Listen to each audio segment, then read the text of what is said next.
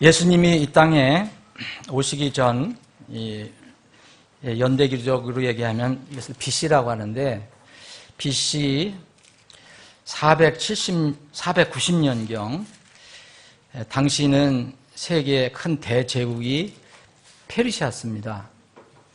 바사라고도 하는 페르시아였는데 이 페르시아의 다리우스 이 왕이 그리스를 이제 점령하기 위해서 큰 군사, 막강한 군사를 이끌고 그 장군을 시켜서 공격을 하게 합니다. 당시 그리스는 이제 지금 통일된 페르시아처럼 통일된 국가가 아니었고 도시국가였습니다. 도시가 하나하나 국가였는데 전체 그리스에는 도시국가가 많이 있었습니다. 그 중에 대표적인 도시국가가 아테네하고 스파르타였는데 특히 이 다리우스 대제는 이 아테네를 공격하려고 엄청난 군사를 이끌고 그리스의 마라톤 평원에 이제 상륙을 하게 됩니다.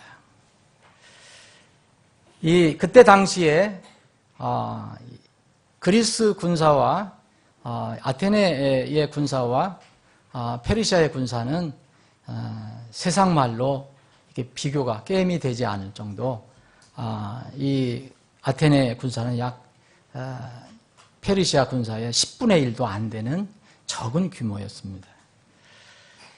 거의 풍전등화와 같은 이런 상황에서 이 그리스의 아테네 이 군사들이 정말 목숨을 다해서 이 외적을 물리치게 됩니다. 방어를 하게 되는데 아테네의 그 수도에 있는 국민들과 그 왕은 정말 조마조마하면서 그런 어떤 전쟁 결과가 어떻게 일어났을까 걱정을 하면서 기다리고 있는데 마침 한 병사가 이제 멀리서 달려오면서 소리를 치면서 달려오면서 이제 와서 이제 우리 그리스 아테네가 이겼다. 우리가 이겼노라 하는 그 말을 전해주고 거기서 절명하게 됩니다. 죽게 됩니다. 이 사건을 기리기 위해서 현대, 근대 올림픽에서 마라톤이 시작이 되었다고 합니다. 그때 그 군사가, 그 병사가 이 소식을 전하기 위해서 아테네 평원에서 이 아테네 도시, 수도까지 달려온 시간은 상당 2시간이 넘었고 아마 서너 시간이 됐을 것입니다. 그 거리는 대략 40km. 그래서 우리 이 거리수로 하면 100리가 되는 거리를 쉬지 않고 달려온 것입니다. 이 병사는 오직 뭘 전하기 위해서 달려왔느냐? 그 막강한 페르시아군을 우리 아테네가 물리치고 이겼다. 우리가 승리했다.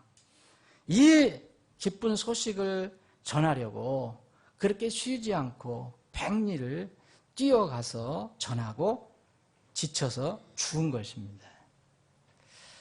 물론 그때 달린 기간이 거리가 나중에 실측해 보니까 지금의 올림픽에서 달리는 42.195는 안 됐다고 합니다. 그렇지만 그때 당시에 엄청난 그 거리를 이 병사가 정말 쉬지 않고 달려서 기쁜 소식을 전한 것입니다. 이 사람은 기쁜 소식을 전하고 그래서 아테네의 환호 소리를 들으면서 이제 죽었습니다. 이 사람은 기쁜 소식을 전하기 위해서 달려갔습니다. 근데 오늘 아침에 저는 여러분들에게 기쁜 소식보다는 나쁜 소식을 전하려고 섰습니다. 오늘 여러분들과 제가 나눌 소식은 이제 나쁜 소식인데 이 나쁜 소식은 제가 만들어낸 게 아니고 하나님께서 성경을 통해서 우리에게 주신 나쁜 소식입니다. 그것도 아주 나쁜 소식입니다. 성탄절이 가까워오는데 이때 예수님께서 우리 세상의 죄를 위해서 성육신하시려는 그런 일이 바로 성탄인데, 이때는 천사가 어느 날 밤에 목동을 찾아와서, 들에 있는 목동을 찾아와서 내가 온 백성에게 미칠 큰 기쁨의 좋은 소식을 너에게 가져왔다. 이렇게 천사가 외쳤습니다. 그래서 목동이 이 소리를 듣고 이 기쁜 소식을 접하고, 큰 기쁨의 소식을 접하고 이제 베들레헴에 올라가서 바로 구원자 예수 그리스도를 만나게 되죠. 정말 기쁜 소식이었습니다. 온 백성에게 미칠 큰 기쁨의 좋은 소식이었습니다. 그런데 지금 우리가 살고 있는 이 시대는 그렇게 기쁜 소식이 많지 않습니다. 먹고 사는 것이 급했던 옛 시절의 인사는, 먹고 사는 문제가 정말 가장 급했던 그때 시절은 이제 아침에 일어나면 밥 먹었느냐가 인사였습니다. 어르신들에게는 진지 잡수셨느냐, 이게 인사였어요. 최고의 인사였어요. 왜냐하면 굶는 사람들이 있었고 때거리 때문에 걱정한 사람들이 많았기 때문에, 그 시절이 있어서요. 근데 지금 먹고 사는 문제가 웬만큼 해결됐습니다. 지금은 인사가 바뀌었어요. 지금은 진지 잡수셨습니까? 식사했습니까? 뭐 때거리가 있었습니까? 굶지 않으셨습니까? 이런 인사하는 사람 없습니다. 지금은 안녕하십니까? 이렇게 인사를 합니다. 간밤에 안녕하셨느냐 이겁니다. 여러분 조금 전에 인사를 하셨죠. 지난 한 주간 안녕하셨습니까? 간밤에 안녕하십니까? 요즘의 인사, 관심사는 안전입니다. 안녕. 정치적인 어떤 개념으로 얘기하면 안보입니다. 안보. 요즘 기독교 내에 그리스도인의 인사는 안녕 앞에다 하나 더 붙여야 합니다. 믿음이 안녕하십니까? 배도하는 사람들이 늘어나고 있습니다. 믿음을 떠나는 사람들이 점점 증가하고 있고, 또 심지어는 기독교에 머물러 있던 사람들이 타 종교로 가는 사람들도 요새 적지 않습니다. 교회들도 전통적인 성경적인 기독교 신앙을 이제 다른 것과 섞어서 이렇게 믿으려 하는 교회들이 적지 않습니다. 전 세계적으로 지금 배도의 물결이 거셉니다. 불신 세상에서는 하나님을 대적하는 일을 공공연하게 더 심하게 지금 행하고 있고요. 기독교 안에서도 믿음이 변절되고 각종 배도의 현상이 계속 일어나고 있는데 점점 도를 더하고 있습니다. 심지어는 근본적인 성경을 믿는 교회라고 하는 데서도 이제 세상의 압박과 흐름에 정말 견디기 힘들어서인지 이제는 그 근본주의, 성경적인 그런 것들을 서서히 이렇게 다른 것과 바꾸고 있습니다. 근본적인 교회에서도 이제 강단에서는 설탕 바른 것과 같은 감언 이설의 설교가 지금 횡행하고 있습니다. 이것은 성경에서 예언이 됐던 겁니다. 디모데후서 4장에 보면 사람들의 입맛을 맞추고 귀를 즐겁게 하려고 하는 그런 시도가 마지막 때에 일어날 것이다. 하나님보다 사람을 더 중요시 여기고, 물론 사람은 귀중한 겁니다. 그러나 사람 때문에 하나님이 훼손돼서는 안 됩니다. 하나님보다 사람의 인권을 요 세상은 더 중시 여깁니다. 또 인권을 오도하고 왜곡해서 인본주의 신앙을 더 부추기고 있습니다. 성경 말씀보다는 신비 체험을 강조하고 또 정말 기독교 무당이나 하는 이런 신앙들이 지금 나타나고 있고 기복신앙이 팽배하고 있고 조금 더 고상한 이제 이름으로 성공신앙이라는 것이 기독교 안에 지금 빠른 속도로 퍼져가고 있습니다. 이런 세속주의 신앙이 기독교를 점령해 가고 있습니다. 아주 나쁜 소식입니다. 어제 토요일 제가 읽는 일간지 신문을 봤을 때 일면에 이상한 그림이 나왔고 세계 전도가 나왔어요. 근데 이름하여 세계 열지도였습니다. 화끈 달아오르는 지구 이렇게 갖고 금년도 올해 10월 11월 평균 기온이 관측 사상 136년 만에 최고로 온도가 높아서 미국 워싱턴에서는 갑자기 이 벚꽃이 흐드러지게 피고 사람들이 여름인 줄 착각해서 반바지를 입고 다니고 하는 그런 일이 일어나고 있습니다.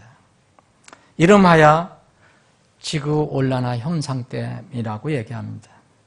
이것도 별로 좋은 소식은 아닙니다. 우리에게는 지금 우리 둘러싸고 있는 모든 상황이 별로 좋은 소식이 들려오지 않습니다. 정말 나쁜 소식들이 많이 들려오고 있습니다. 특히 우리가 염려하는 것은 하나님을 두려워하지 않고 사람을 더 높이는 이런 정말 자기 사랑, 인본주의, 하나님을 무시하고 인본주의 사상, 그리고 인본주의 사상에서 반드시 파생되는 이런 물질주의, 돈을 사랑하는 사상, 그리고 또 물질주의를 지나면은 또 쾌락주의, 이것들이 지금 나쁜 소식으로 우리에게 계속 들려오고 있습니다. 그런데 이런 소식은 놀랄 일이 아니고 이미 성경에서 오래전에 다 예고를 한 것입니다. 자, 오늘 잠깐 일어나셔서 하나님 말씀을 읽는 시간을 갖겠습니다. 하나님 말씀 거룩한 말씀입니다. 디모데후서 3장 1절부터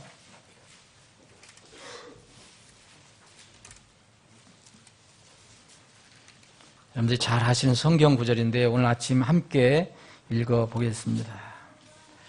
디모데후서 3장 1절로부터 5절입니다. 여러분들과 제가 한 절씩 교독합니다. 또한 이것을 알지니 마지막 날들에 위험한 때가 이르리라.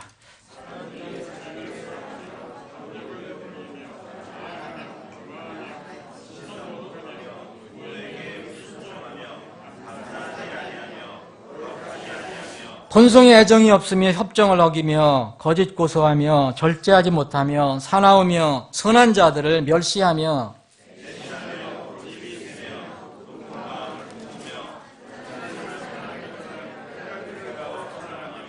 하나님의 성품의 모양은 있으나 그것의 능력은 부인하리니 너는 이런 자들에게서 돌아서라. 잠깐 기도하겠습니다. 주님, 오늘 말씀을 주시면 감사합니다. 이 짧은 시간에 주님께서 역사해 주셔서 우리 말씀을 전하는 자나 듣는 우리 사랑하는 지체들 성령 안에서 하나로 묶어 주셔서 모두 마음을 열고 하나님께 선포하신 말씀을 듣는 시간이 되게 하여 주옵소서. 거룩하신 예수님의 이름으로 기도합나이다. 아멘. 앉아주시기 바랍니다. 제가 한 절 더 읽겠습니다. 같은 디모데후서 3장 12절 13절입니다. 참으로 그리스도 예수님 안에서 하나님의 뜻대로 살고자 하는 모든 자는 핍박을 받을 터이나 악한 자들과 미혹하는 자들은 점점 더 악하여져서 속이기도 하고 속기도 하리라. 이것도 기쁜 소식이 아닙니다. 참 나쁜 소식입니다. 앞으로는 점점 더 악해져 갈 것이다. 사람들도 악해져 갈 것이고 사람들이 속이는 사람들이 더 많이 나타날 것이고 속이고 속고 하리라. 오늘 우리가 읽은 본문 말씀은 마지막 때 마지막 날들의 위험한 때가 이르리라 하면서 사도 바울이 하나님의 감동을 받아서 우리에게 하나님의 말씀을 계시해 주신 것입니다. 이 말씀을 여러 가지 위험한 날들이 이르는 여러 가지 현상들을 이렇게 기록해 놨는데 제가 순리해 보니까 약 18가지의 현상을 기록했습니다. 이것을 만약 이렇게 묶으면 어떤 이야기일까? 저는 이렇게 정리할 수 있다고 생각합니다. 첫 번째, 인본주의입니다. 인본주의. 사람들이 자기를 사랑하며.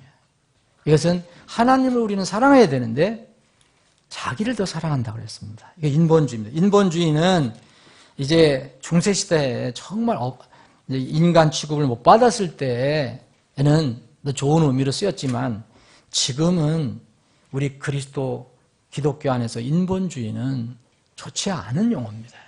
우리는 인본주의로 사는 게 아니라 하나님 근본으로 살아야 합니다. 신본주의로 살아야 합니다.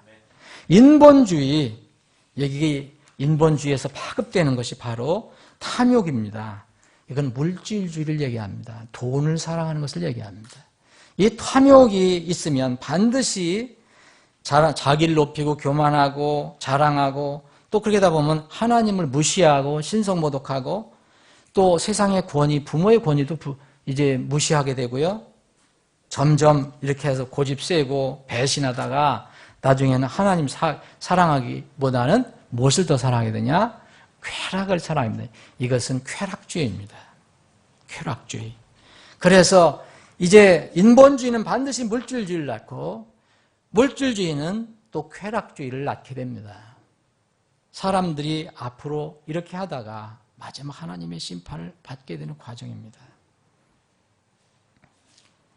오늘 우리가 읽은 본문은 더 이상 하나님의 진리를 견디지 못해서 그것을 훼손하고 반대하고 부인하는 이런 영적인 현상이 주위에서 많이 일어날 것이라는 것을 예고하는 것입니다. 성경에는 이곳뿐만 아니라 곳곳에 이런 경고를 해주고 있습니다. 오늘 우리가 읽은 것처럼 하나님을 부인하는 그런 상황이 많이 일어나고 있습니다. 저 뒤에 혹시 저기 누가 있는가 가서 들어오라고 그랬어요. 아니, 저기구나. 하나님을 부인하는 그런 일. 어떤 사람은 빌보서 3장 19절에 보면 자신의 배가 하나님으로 여기는 사람도 있다고 얘기했습니다. 자신의 배를 하나님으로 여긴다는 거예요. 또 고린도후서 11장 그리고 베드로후서 2장을 보면 그리스도와 성령과 복음을 부인하는 일이 일어난다. 또 오늘 우리 본문에서 한 장을 더 읽어보면 4장을 보면 이제 건전한 교리를 도저히 견딜 수 없어 해요. 그래 여기에 오늘 디모데후서 4장 3절에 보면 때가 이르니 그들이 건전한 교리를 견디지 못하여 귀가 가려워서 자기 욕심대로 자기를 위해 선생들을 쌓아두고 또 진리로부터 귀를 돌이켜 꾸며낸 이야기들로 돌아서리라. 이것은 미래의 이야기입니다. 지금 이거 쓰여질 때의 미래입니다. 이런 현상이 지금 점점 심하게 이루어지고 있습니다. 여러분 에베소 4장 14절에 보면 앞으로 온갖 교리의 바람이 불어날 거라고 했습니다. 온갖 교리의 바람이 불 때 우리는 어떻게 할 것인가? 온갖 교리의 바람은 성경에 보면 마귀들의 교리가 나옵니다. 디모데전서 4장 1절에 마귀들의 교리, 또 골로새 2장 21절에 보면 사람들의 교리, 또 히브리서 이제 13장 9절에 보면 이상한 교리, 너희는 이상한 교리에 끌려다니지 말라. 그리고 계시록 2장 14절에 보면 발람의 교리, 예? 또 계시록 2장 15절에 보면 니골라당의 교리, 여러 가지 교리, 주님으로부터 나온 가르침이 아닌 이런 교리들이 계속해서 불어올 것이고, 그래서 사람들은 건전한 교리를 도저히 견디지 못해서 자기들의 귀를 즐겁게 하는, 귀가 가려운데 그것을 긁어주는 교리를 찾아다니고 들으려고 할 것이다 라는 예언입니다. 오늘 우리가 읽은 본문 중에 또 사람들은 앞으로 어떤 일에 더 열심을 내느냐, 인간의 기본 윤리 도덕을 부인하는 그런 일을 할 것이다. 오늘 3장 1절부터 이 4절을 보면 전체적으로 보면 기본 윤리 도덕을 부인하는 겁니다. 하나님을 부인하고 부모를 부인하고 다른 사람을 부인하고 업신여기고 교만하고 어기고 거짓말하고, 이런 일들이 일어날 것이다. 또 이것을 세부적으로 얘기하면 이 안에 또 정당한 권위를 부인하는 현상이 두드러지게 일어날 것이다. 이게 하나의 예를 들었습니다. 우리 본문에 보면 부모의 권위를 무시할 것이다. 앞으로는, 지금도 그러합니다. 부모에게 정말 불순종한다. 하나님께서, 보이지 않는 하나님께서 가정에 세운 이 권위는 부모입니다. 이 권위를 인정하지 않는 사람은 하나님을 부정하는 사람과 똑같습니다. 교회도 마찬가지입니다. 교회도 하나님께서 세우신 어떤 교회의 사역자들이 있습니다. 그런데 이 디도서에 보면 이 젊은 디도가 이것에 어려움을 겪어서 바울 사도가 이런 권면을 합니다. 디도서 2장 15절을 보면 이것들을 말하고 권면하여 모든 권위로 꾸짖고 아무도 너를 업신여기지 못하게 하라. 그런데 앞으로 이런 현상이 점점 더 일어날 것이다 라고 예언을 하고 있습니다. 오늘 본문 3장 5절에 보면 믿음의 능력, 경건의 능력을 부인하는 현상들이 많이 일어날 것이다. 오늘 아침에 성경 공부에도 우리가 잠시 살펴봤지만 사람들이 지식은 있어요. 지식은 있고 모양, 틈은 있는데, 이 틀은 있는데 그 안에 능력이 없습니다. 이런 사람들이 점점 늘어나게 될 것이다. 그리고 베드로후서 3장을 보면 예언된 것이 또 하나 있습니다.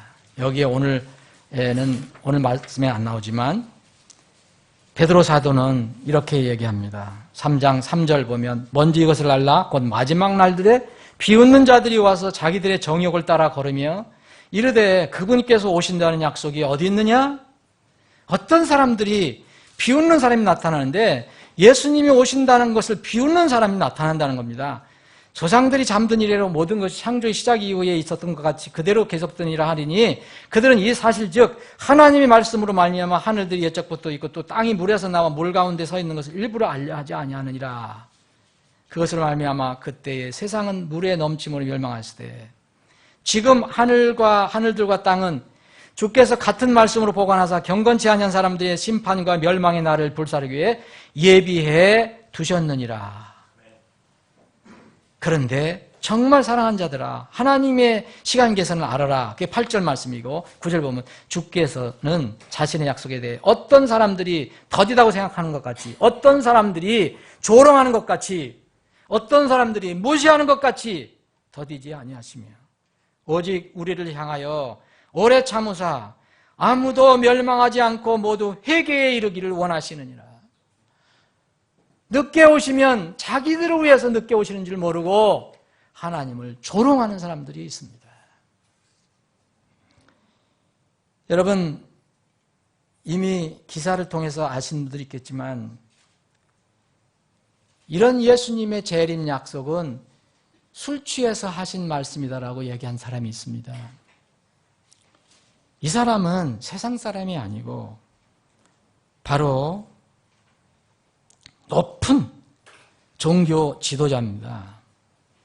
이 말은 바로 로마 바티칸에서 나온 말입니다. 2014년 작년 부활절을 앞두고 바티칸 대변인 엄청난 높은 자리에 있는 사람입니다. 추기경입니다. 기오르기오 살바도르라는 이 추기경이 공식적으로 발언한 내용입니다. 제가 그것을 따온 것을 여러분들에게 읽어드리겠습니다. 지금 상황에선 이 기오르기오 추기경이 한 말입니다. 지금 상황에선 지금 상황이 어떤 겁니까? 오신다는 약속이 어디 있느냐? 아니 왜 이렇게 오신다고 해서 안 오시냐? 그분 술 취해서 하신 말인가 보다. 바로 그렇게 얘기했습니다. 지금 상황에선 예수님의 재림이 있을 것 같지 않습니다. 약속을 주신 지 너무 오랜 시간이 지났기 때문입니다.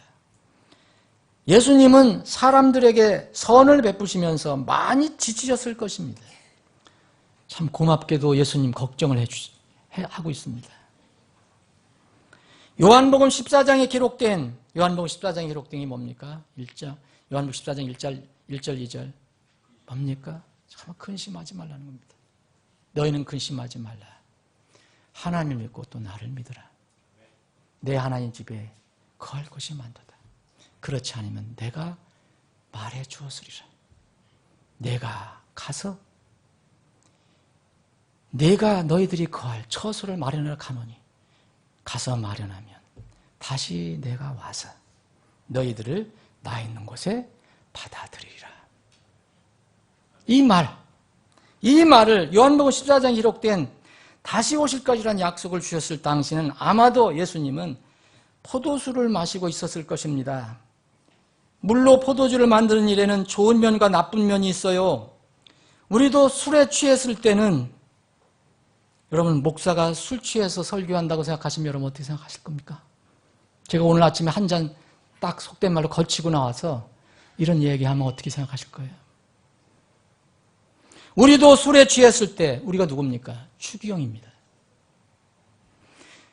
우리도 술에 취했을 때는 지키지 못할 약속을 하는 경우가 있습니다. 예수님도 마찬가지였습니다. 이게 그의 입에서 나온 말입니다. 정말로 참남된 신성모독입니다. 그런데 세상 사람들은 참 말 잘한다라고 얘기합니다. 성경 전체 5분의 1가량이 뭘 다루고 있습니까? 이 세상 종말과 예수님의 재림에 대해서 다루고 있습니다. 그 약속된 말씀으로 채워져 있습니다. 이 말을 대담하게 정면으로 부인하는 것입니다. 예수님께서 마지막 때 위험한 때가 이르리라는 것 벌써 우리 앞에 가까이 다가왔습니다. 여러분, 내가 반드시 속히 오리라 이런 예수님의 말씀을 예수님께서 포도주 술을 너무 많이 마셔서 술이 취해서 그때 제자들에게 내뱉은 취중 실언이라는 것입니다. 이것은 하나님의 말씀을 부인한 그 에덴 동산에 있었던 뱀의 혀와 다를 바 없습니다. 여러분, 제가 왜 정신을 요새 차려야 한다는 말을 자주 하는지 여러분들 얼마나 이해하시는지 모르겠어요. 정말 정신 차려야 합니다. 저는 우리 집에서도 우리 집사람 우리 정신 차려야 한다는 얘기 자주 합니다. 정신 차려야 할 때입니다. 여러분, 바로 얼마 전에 이게 기사입니다. 12월 달 기사입니다. 12월 5일자 기사. 프란치스코 교황이 종교 통합의 걸림돌이 되는 근본주의자들을 공격했다는 기사가 나왔습니다. 프란치스코 교황이 모든 종교의 근본주의에 대해서 비판했다고 자기들 뉴스, 카톨릭 뉴스 서비스가 지난달 11월 30일 보도했습니다. 자, 그 프란치스코 교황은 기독교인과 무슬림은 형제와 자매라고 말했다. 프란치스코 교황은 아프리카 3개국 순방을 마치고 로마로 돌아오는 기내회견에서 파리 테러를 일으킨 이슬람 순위파 무장단체 IS, 이슬라믹 스테이트, 이슬람 국가, 이 IS와 관련돼서 제자들이 이 기자들이 종교적 근본주의가 뭐냐, 그거에 대해서 어떻게 생각하느냐 질문했을 때 모든 종교 안에 있는 병이다라고 대답했습니다. 여러분, 프란시스코 교황은 카톨릭 안에도 이 병이 많다. 그래서 그들은 자기를 반대하는 그 사람들을 이제 거기서는 펀더멘탈이라고 그런가 봐요. 카톨릭 안에서도 그들은 자신들이 절대 진리를 가지고 있다고 말하지만 비방과 호의로 다른 이를 더럽히고 악을 행한다. 이렇게 말하고 프란치스코 교황은 뭐라 했냐면 근본주의는 종교라기보다는 우상숭배다. 여러분, 누가 우상숭배를 합니까? 누가 마리아 상을 만들어 놓고 거기다가 절을 합니까?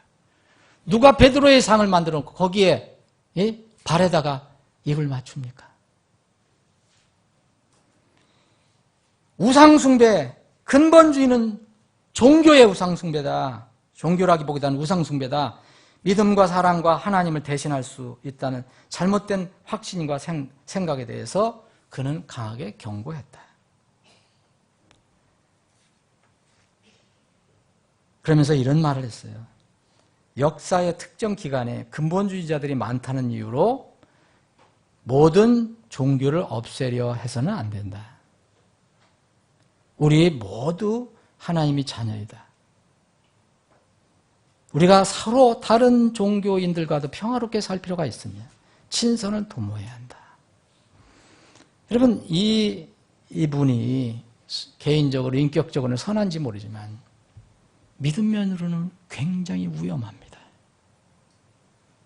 기독교 근본주의라고 하는 것은 흔히 이야기하는 기독교 근본주의는 5개의 이렇게 조항이 있어요. 그 5개 조항이 뭐냐면 성경이 무오하다는 겁니다. 두 번째는 예수 그리스도께서 동정녀에게서 탄생을 하셨다. 그래서 그분은 완전한 하나님이시며 또 완전한 사람이다. 이걸 믿는 겁니다. 그리고 세 번째는 예수 그리스도께서 십자가에서 돌아가시 피 흘리신 것이 바로 사람들, 세상의 죄를 대속하는 사역이다. 네 번째는 예수님께서 실제로 영으로 부활이 아니고 육체로 부활할 것이다. 아니, 부활 이미 하셨습니다. 그래서 우리 믿는 사람들도 그렇게 부활할 것이다. 또 5번째는 성경에 기록된 예수님께서 하신 기적은 다 실제 기적이다. 우화가 아니다. 이걸 믿는 것이 소위 얘기하면은 근본주의 5개 조항입니다. 그런데 여러분 오해하지 마십시오. 성경적인 근본주의는 이것이 아닙니다.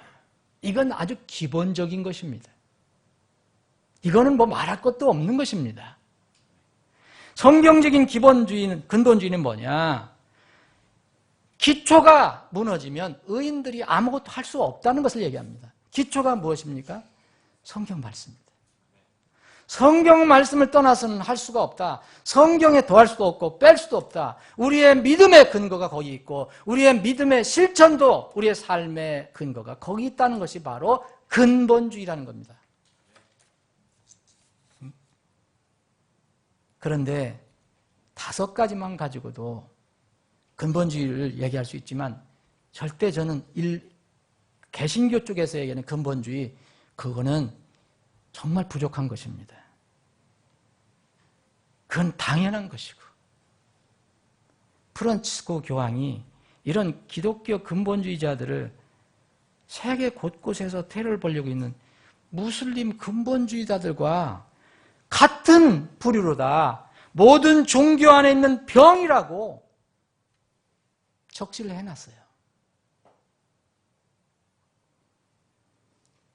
아마도 하나님께서 예언해 놓으신 것처럼 세계에 종교 통합이 일어나야 되는데, 분명히 예수님 오시기 전에 적그리스도가 나타나서 세상을 지배하고 또 종교적으로 거짓 여자 음녀가 뭘 합니까? 부추깁니까?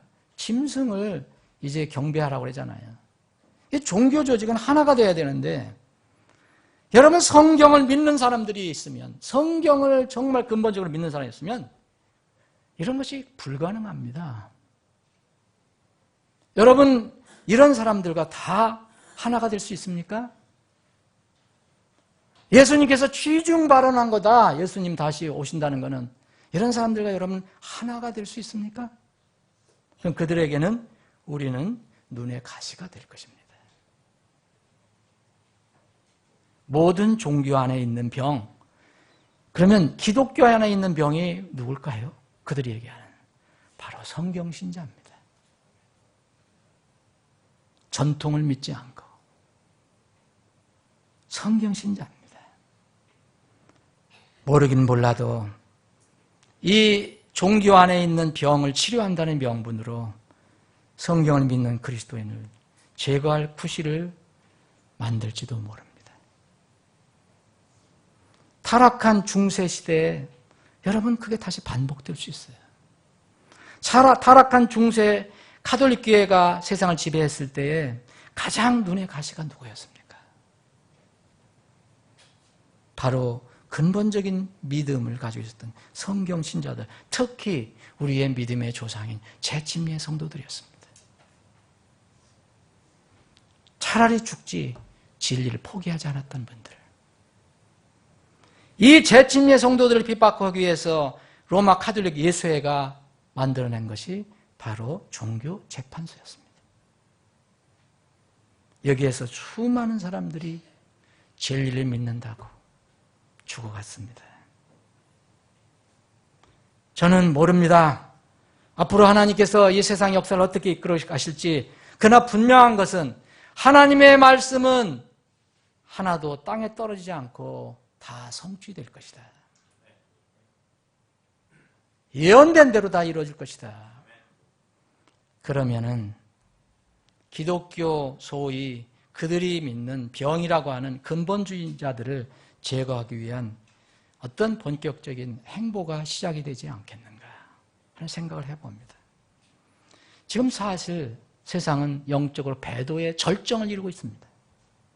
세계 단일 정부가 꿈틀거리고 있습니다. 다 아는 사람이, 세상 사람들이 더 잘 압니다. 사실 기독교인들이 더 몰라요. 이거를. 세계 단일 통화가 서서히 구축되어 갑니다. 안 되면 순간적으로 단일 통화가 이루어질 수도 있습니다. 또 세계 단일 종교가 서서히 지금 구축되어 가고 있습니다. 여러분, 세계 단일 종교라 해서 여러분 유교, 불교, 이슬람교, 기독교, 천주교 이것만 생각하시면 안 됩니다.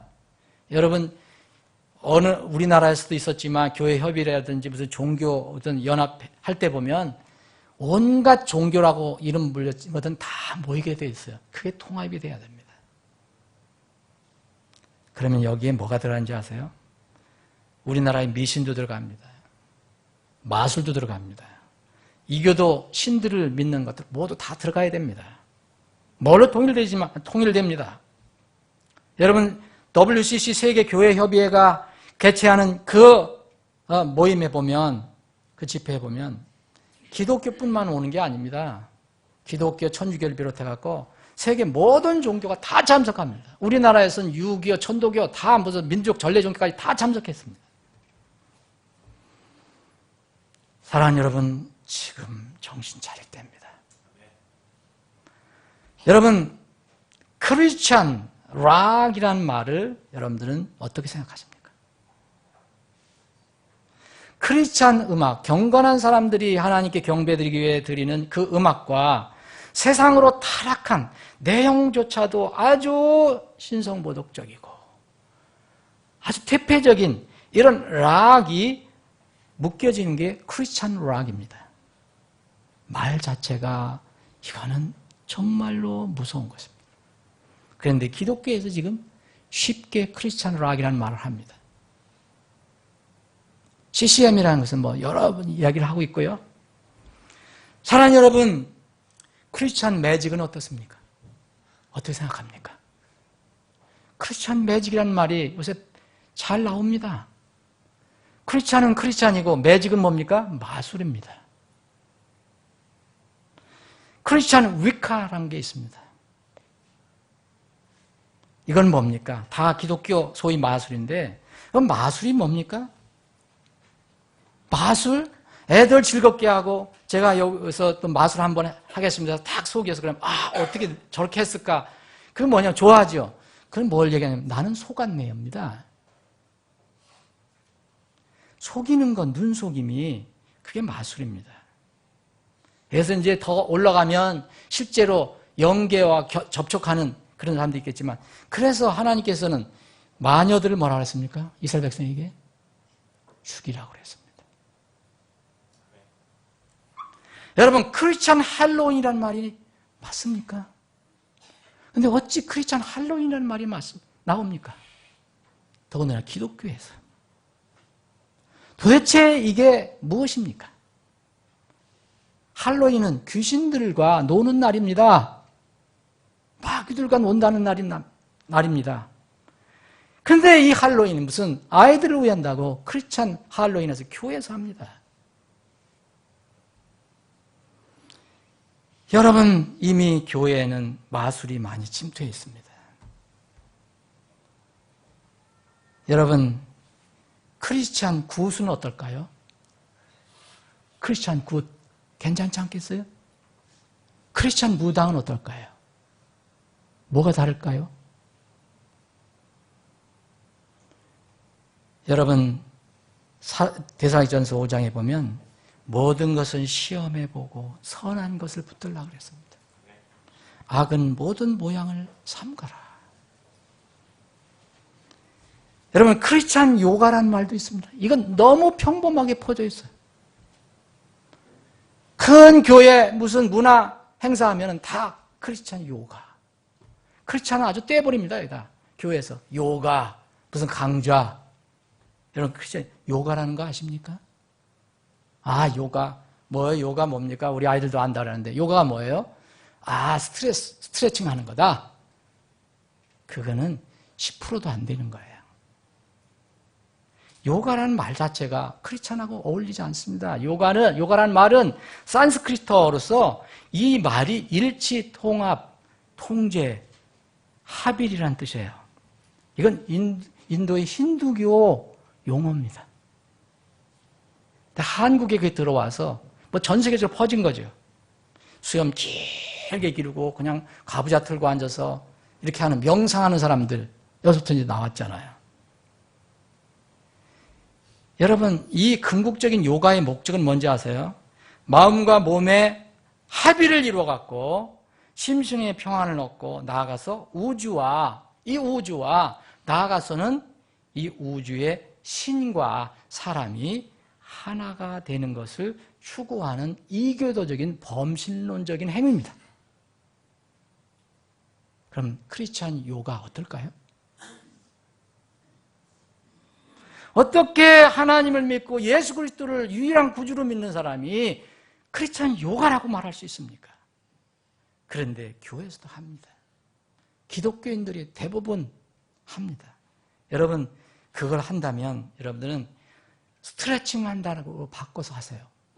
그리고 요가라는 말을 버리십시오. 그리고 요가는요 여기에 반드시 체조만 아니라 명상이라는 코스가 있습니다. 호흡이라는 코스가 있어요. 심지어는 뱀의 자세까지 있어요. 여기를 가보면. 정신 차려야 합니다. 다 하나가 될 때가 옵니다. 이제는 또 뭐가 있냐면 크리슬람이라는 게 있어요. 크리슬람이 뭡니까? 기독교 플러스 이슬람입니다.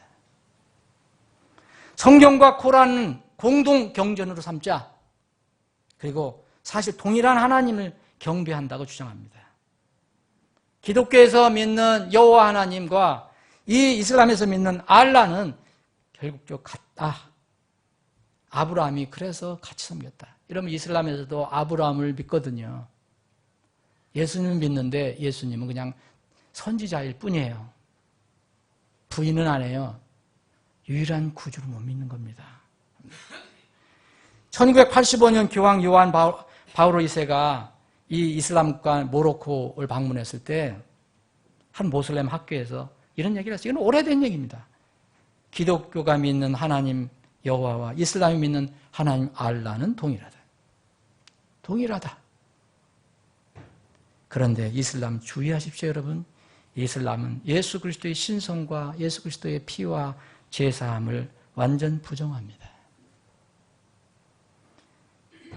알라와 이슬람 종교를 위해 정말 그것만을 위해서 다른 종교인들, 자기들은 하나가 되자고 하지만 그들은 이슬람이 아닌 사람들은 모두 이교도로 부릅니다. 유대인들이 그랬던 것처럼. 그래서 그 이교도들을 죽이려고 하는 것이 자폭 테러예요. 그 자폭 테러하면 천국에 간다고 속이는 종교가 이슬람입니다. 극단적인 사람들. 여러분, 정말 나쁜 소식이 많이 들리고 있습니다. 너무 나쁜 소식이 많이 들리고 있어요. 아주 나쁜 소식이 이렇게 계속 들려올 때 어떻게 해야 되겠습니까? 어떻게 해야 될까요? 디모데후서 3장 다시 한번 가보겠습니다.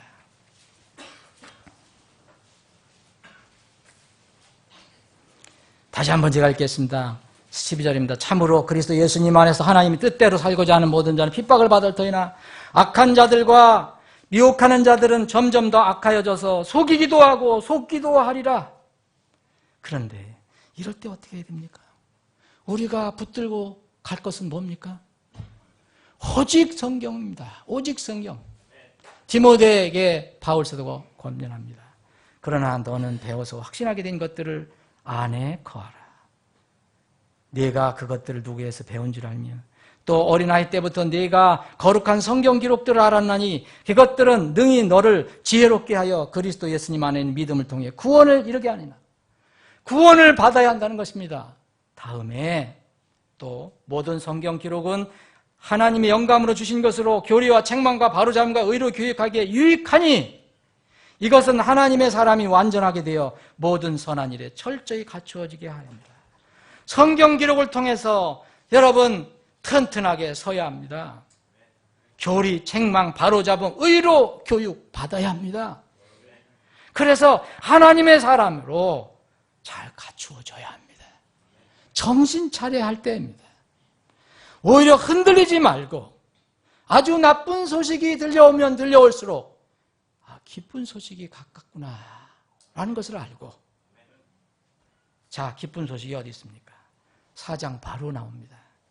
그러므로 내가 하나님 앞과 주 예수 그리스도 앞에서 곧 친히 나타나실 때 자신의 왕국에서 산 자와 죽은 자를 심판하실 분 앞에서 내게 명하노니. 자, 곧 친히 나타나신다고 그랬지 않습니까? 우리가 이 앞에 서야 한다고 그랬습니다. 이게 우리에게는 기쁜 소식입니다. 그런데 지금은 여전히 나쁜 소식이 들리고 있어요. 이런 나쁜 소식이 계속 들려올 때 믿음 안에 굳게 서는 것을 포기하지 말아야 합니다. 고린도서 2장 4절, 6절, 7절 굳게 서라. 믿음 안에. 두 번째는 우리가 시작한 선한 싸움, 이 선한 싸움 포기하지 말고 끝까지 흔들리지 말고 이 싸움을 수행해 나가야 합니다. 4장 6절입니다. 이제 내가 내 자신을 헌물로 드릴 준비가 되었고 나의 떠날 때가 가까이 이르렀다. 내가 선한 싸움을 싸우고 나의 달려갈 길을 마치고 믿음을 지켰은즉. 자, 바울 사도는 이제 선한 싸움을 마치게 되는 때가 됐습니다. 그러나 우리에게는 이제는 아직도 남아 있습니다. 디모데전서 6장 11절 12절 바울 사도가 이 디모데 사역자에게, 그리고 디모데 사역자가 이제 사역을 하고 있는 그 교회 성도들에게 전해줄 말입니다.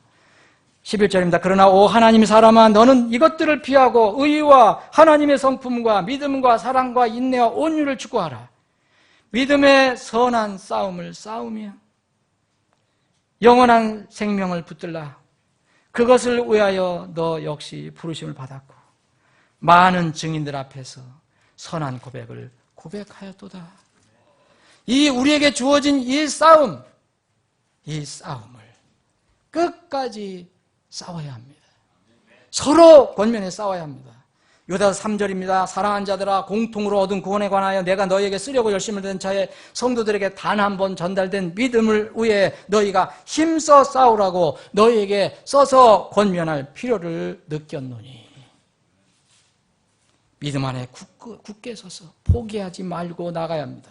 두 번째, 선한 믿음의 싸움을 끝까지 싸워가야 합니다.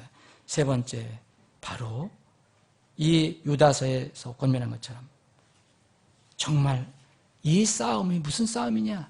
우리가 만든 싸움이냐? 그게 아닙니다. 옛부터 하나님께서 주신 성도들에게 단 한 번 전달된 그 믿음을 위해서 싸우는 가치 있는 싸움. 이 싸움을 싸워 나가자. 여러분, 아주 나쁜 소식들이 많이 있지만 기쁜 소식이 곧 올 것입니다. 그 백리가 되는 길을 오직 기쁜 소식을 전하기 위해서 달렸던 한 그리스의 군사처럼 우리도 달려가서 정말 기쁜 소식을 사람들에게 전해주고 주님을 만나야 합니다. 초림의 기쁜 소식을 전해야 합니다. 그리고 재림의 또 기쁜 소식도 전해줘야 합니다. 그 전에는 또 우리가 이런 나쁜 소식을 우리가 생각하고 그것이 있다는 것을 알고 나쁜 소식도 사람들에게 나누어야 합니다. 그래야 그들이 정신을 차릴 수 있습니다. 부디 이 말씀이 여러분들과 저에게 정말 깨우는 그런 말씀이 되기를 주님의 이름으로 축원합니다.